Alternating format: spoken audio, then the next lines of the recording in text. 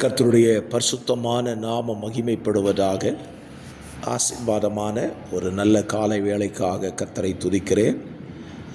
இந்த நாள் ஜூலை மாதம் 10ஆம் தேதி வியாழக்கிழமை காலவேளை. இந்த காலவேளையிலேயும் பாளையங்கோட்டை இந்திய தேவ சபையிலிருந்து காலை மன்னாவை வழங்குவதில் மிகுந்த சந்தோஷப்படுகிறேன். ஜெபிக்கலாம். பரிசுத்த பிதாவே, இந்த புதிய நாளை நீர் எங்கள் வாழ்க்கையில் தந்ததற்காக ஸ்தோத்திரம். இந்த நாளை தேவனாகிய கர்த்தர் தாமே எங்களுக்கு ஆசீர்வாதமாய் மாற்றித்தாங்க.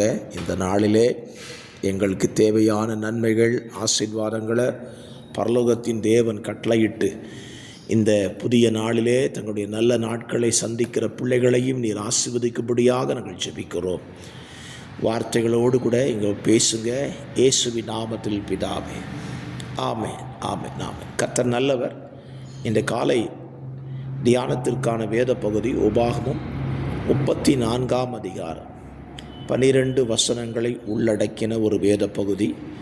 முழுவதும் மோசேயை குறித்து இந்த அதிகாரம் நமக்கு விவரிக்கிறது.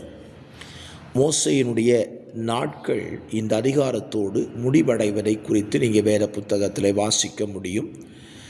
மோசேயை குறித்ததான மரண செய்தி இந்த அதிகாரத்தில் எழுதப்பட்டிருக்கிறது.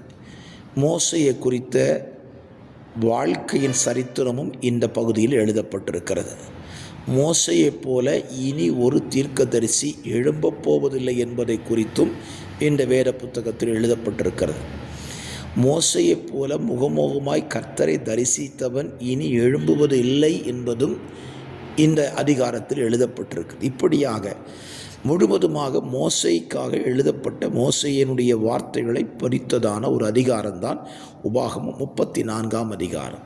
இந்த காலவேளையில் மோசேயை குறித்து நான் ஒரு வார்த்தையை உங்களுக்கு நான் வாசிக்க விரும்புகிறேன். 4ஆம் வசனத்தின் பின்பகுதி கர்த்தர் மோசேக்கு ஒரு காரியத்தை சொல்லுகிறார். ஆபிரகாமுக்கும் ஈசாக்குக்கும் யாக்கோபுக்கும் ஆணையிட்ட தேசம் இதுதான், இதை உன் கண் காணும்படி செய்தேன். ஆனாலும் நீ அவ்விடத்துக்கு கடந்து போவதில்லை என்றார். இந்த காலவேளையில் நாம் கண்ணில் பார்ப்பதை கண்டு அனுபவிப்பது தான் ஆசீர்வாதம். மோசேயை கர்த்தர் கானான் தேசத்தை பார்க்க வைத்தார். பிஸ்காவின் கொடுமுடியில் ஏற வைத்து கானான் தேசம் முழுவதையும் காண்பிக்கிறார். பார்த்து விட்டான். ஆனால் அவனால் அதற்குள் கடந்து போக முடியவில்லை. இன்றைக்கும் ஆண்டவரை தேடி ஆராதித்து கொண்டிருக்கிற கர்த்தருடைய பிள்ளைகளாகிய உங்களை பார்த்து நான் சொல்லுவேன், நீங்கள் கண்களால் கண்டதை வாழ்க்கையில் அனுபவிப்பது தான் ஆசீர்வாதம். இன்றைக்கி உலகத்தில் சத்துரு செய்திருக்கிற மிகப்பெரிய சூழ்ச்சி என்ன தெரியுமா? நிறைய காரியங்களை கண்ணில் பார்க்க வைக்கிறான், ஆனால் அனுபவிப்பதற்கு அவன் சம்மதிப்பதில்லை. ஒரு உதாரணம் சொல்லுகிறேன். ஐஸ்வர்யத்தை கையில் திரளாக கொடுக்கிறான், ஆனால் அதை அனுபவிக்க அவர்களால் முடியவில்லை. ஒரு உதாரணமாக இன்றைக்கி நம்முடைய தேசத்தில் பெருகி கொண்டிருக்கிற கொள்ளை சம்பவங்கள் ஏராளம். பணத்தை நகையை கொள்ளையடிக்கிறார்கள், ஆனால் அவர்களால் அதை அனுபவிக்க முடியாமல் போய்விடுகிறது. இதை சிந்திக்கிறதில்லை மனிதன்.